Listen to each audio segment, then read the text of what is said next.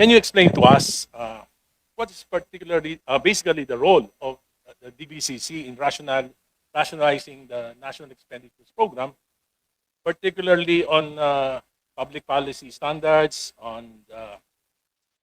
in alignment with the Philippine Development Plan, and maintaining an equitable distribution of resources? Madam Chair, Your Honor, the DBCC as a committee considers, approves, and recommends to the President yun pong ating medium to long-term fiscal program. Kabilang po dyan yung ating projected deficit and fixing as well the ceiling, the expenditure program. At yun po yung ginagamit ng DBM naman kapag na-fix na po ng DBCC yung ating magiging ceiling ng expenditure program. Yun po yung ginagamit na ng DBM sa pag-assess ng bawat isang proposal ng mga ahensya. At sa DBM na po nangyayari yung pag-assess po natin ng alignment with our priority development plans and implementation readiness of the proposal. And you have parameters, for example, in assessing projects of the departments. And can you name it? Yes, Your Honor, Madam Chair. Among others, unang-una po kapag meron pong proposal, yung completion po ng supporting documents. So meron po tayong mga nakalatag na mga budget preparation forms na makakapag-prove po ng tinatawag naming implementation readiness. Dahil kung implementation ready po yung isang proyekto, ibig sabihin po, consistent din po dun sa ating GAA as release order, mabilis po ma-implement yung project pagkapasa pa lamang po ng GAA. Kasama rin po dun sa ating assessment, yun po kanilang utilization rate. Gaya po ng nabanggit ko kanina, ito po yung dahilan kung bakit may ilang department po na medyo bumaba dahil may mga continuing pa po silang mga pondo from 2026. With that, how can you explain that 1.45 trillion of the national budget in the 19th Congress were realigned to projects that were not really meant to be? Paano po na-implement yung 1.45 trillion in the insertions, diversions, amendments? Without the knowledge of the President and without interference from the Department of Budget and Management and the DBCC. Your Honor, Madam Chair, ito po ay sa 2026 po. No. Upang hindi na maulit ngayon, bakit nakalusot? Kasi dapat malaman natin paano nakalusot sa inyo. Paano nakalusot sa Presidente yung 1.45 trillion na halos pinalitan ng Kongreso, yung budget, yung President's budget, yung Philippine Development Plan. Paano nakalusot sa inyo yun? Madam Chair, Your Honor, marahil po ito po yung mga changes that was introduced doon po sa ating 2026 GAA. Ito rin po yung dahilan kung bakit po doon sa veto message ng ating Presidente, isinubject niya po ito doon sa further documentation at pagbibigay po sa amin bago po ma-release ng DBM yung karampatang allotment, ma-substantiate at ma-document po muna ng mga ahensya kung saan po nakalatag yung mga changes na na-introduce po bago po namin i-release yung mga allotment, Your Honor. Ibig pong sabihin na bet nyo na lahat ng mga projects, for example, lalo na sa Department of Public Works, dahil may naging controversy, we should learn from our lessons. Have you learned your lesson? Your Honor, Mr. Chair, yes po, for 2027, talaga pong sinusuportahan po ng complete documentation, including po yung program of works, ang bawat isa pong proyekto na nasa 2027 National Expenditure Program. Wala po bang leadership fund allowed? Wala po at hindi po kami aware, Your Honor, kasi po we only evaluate the proposals as submitted by the department.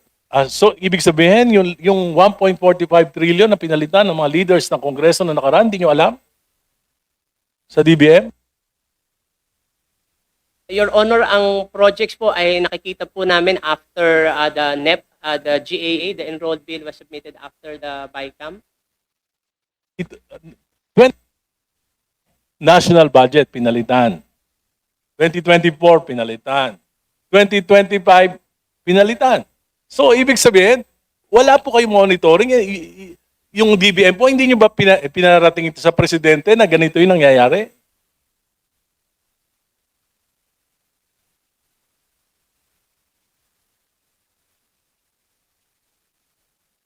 Your Honor, Madam Chair, patungkol po doon sa mga, although yun nga po, I am not personally privy on that particular items, yung pong pagbabago naman po doon sa NEP to GAA, ay ang comparison lang po nito once we receive the enrolled bill, bago po tayo mag-recommend. At yun nga po, ang naging karampatang rekomendasyon was to subject, kung meron man pong changes na na-introduce or new projects, ay isubstantiate po ng mga departments bago tuluyang ma-implement. Pero ang secretary po ng DBM, isa lang yan. Marami po kayong mga staff na matatagal na dyan.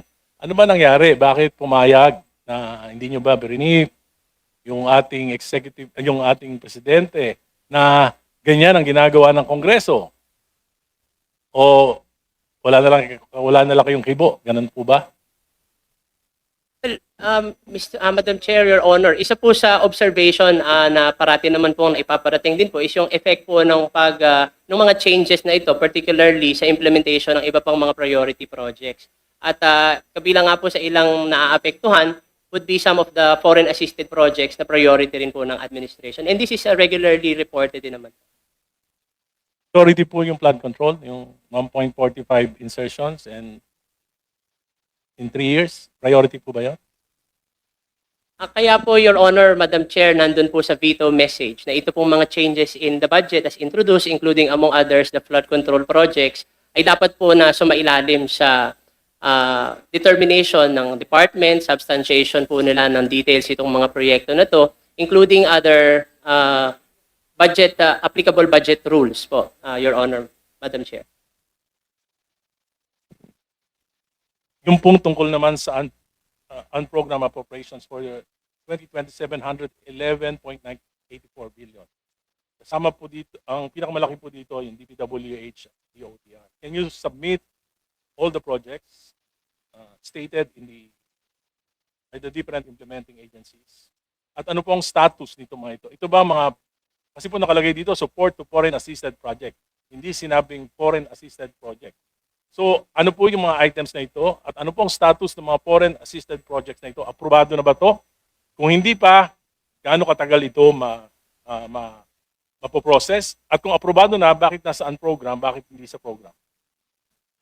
Madam Chair, Your Honor, lahat po ng foreign assisted projects na nasa unprogrammed appropriations for 2027 ay sumasailalim pa po sa necessary approval sa ICC at sa ED Council. At lahat po ng mga ongoing or aprobado na pong mga foreign assisted projects ay nasa loob po ng programmed appropriations. At we will submit to the Committee on Appropriations, Madam Chair, Your Honor, the breakdown of the support to foreign assisted projects na lahat po ay sumasailalim pa sa review ng ICC at ng ED Council. Can you submit it at least 1 week or 2 weeks before the plenary? We will do, Your Honor. Thank you. And my next to Secretary Federico. Nung nagsasalita po kayo kanina, parang ang tingin ko napakaganda ng ekonomiya ng Pilipinas. You said that ang debt to GDP ratio natin ay 56%. Tama po ba yan? Sir, the general government debt to GDP is currently at 58.6%. Is there any other parameter? Yung general debt, meron pa po bang hindi general? Yes, sir. National government debt. Nga po, ang tinatanong ko yung national government debt to GDP ratio, That which is six- more appropriate. That is 64.9%, Your Honor. 9%. It was announced by your office in February 3. Tama po? Cannot remember the date we announced, but that's the number po, 64.9% for national government debt to GDP. Salamat po sa Department of kay Secretary kababayan ko, Ilocano, Secretary Balisacan. Meron po kayong mga projections dito na pagtaas sa 2027, 28 nung ating GDP, nung pagbaba ng inflation. Ano pong basis nito?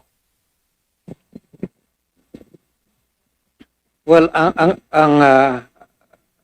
the primary driver for the sharp slowdown in the last 3 quarters is one, the governance issues, right? Two, the Middle East conflict that led to sharp increases in oil prices. That drove inflation sharply, and those combinations caused a taming of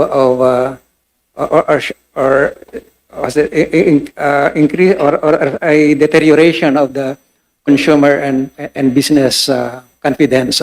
So yung the domestic demand slowed down significantly. Now, so moving forward, and what we are trying to convey here is that we must address those issues. Of course, we cannot do much about the Middle East conflict, but we should be able to respond through the appropriate tools in our hands to moderate the impact of those. And that's what we did under the Uplift program, for example. With respect to the other one, these governance and corruption issues that also impacted on our on domestic sentiments, business and consumer sentiments, that requires a lot of reforms from us, including those reforms that would have to come from Congress. I outlined this morning, for example, some of the laws that we must pass to establish that or reestablish trust in our institutions and governance. But we also can do a lot of things like speeding up the implementation of programs, particularly those overly delayed projects, so that the services of these projects can now be felt by ordinary Filipinos. Those, I think, will establish confidence and move us to move forward, will speed up our recovery, and would enable us to achieve the 3.5 to 4.5% growth for next year, for this year, and 5 to 6 for next year. Would you agree po na ang pinakamalaking dahilan dito ay yung ng pagbagsak na ekonomiya natin ay yung budget and flood control scandal? Kasi po wala pa namang Middle East crisis nung late 2025 pero bumagsak na ng 3% yung GDP natin from as high as 5%, di ba? Mas mahigit 5%. There were already, even before the Middle East conflict, of course, there were already some other disturbances, there was a surge in global trade uncertainty because of because of the changing tariff regime in the U.S. That happened way before the Middle East conflict, and that affected trade flows and investment flows around the world. Then, of course, as we were trying to recover from that, including the effects of, remember, we also had the unfortunate climate-related issues during the last quarters of 2024 and early 2025. And 2025, we are already recovering from that when the Middle East conflict coming in. So those combinations really dented our business and consumer confidence, and that's so the domestic demand you could see, it's particularly consumption. So do you think confidence will return? I believe so. We believe so. If we are, Hindi po nare-resolve yung governance issue? I believe so. If we have to work as whole of government. I don't think that any one sector, any one branch of government can resolve that issue. We have to work as the entire government, Congress, the executive, and even our judiciary. It is an issue that we, as a nation, we have to face. And of course, there must be a public policy on that. And I think the executive department should lead the public policy on the resolution of this governance issue. Ano po ba ang gagawin ng executive department dito sa pagre-resolve nitong public policy issue na ito? Yes, for those in the executive that we have control of, for example, I mentioned about the execution. This is faster execution of government programs, particularly infrastructure. I think that we can do, and that's what we are trying. We are now addressing, because the two quarters of underspending, if you can mobilize that in the second half of the year, that could drive growth substantially. And that is what we are working on, speeding up the implementation. In the meantime, Congress has also had to pass those urgent laws that we have identified as key to reestablishing confidence in our institutions, particularly addressing the structural issues that I also mentioned earlier. Thank you. I don't want to belabor the point, but my opinion is that the president should really mean it to resolve these issues of budget and flood control infrastructure scandal, to be able to gain the confidence of investors, businessmen, and even our foreign investors. Thank you. Last Maraming question salamat is, po. That will be the last question. di pa meron pa, oh. Zero na. Meron pa. Okay, last question. Last question, Kong Egay.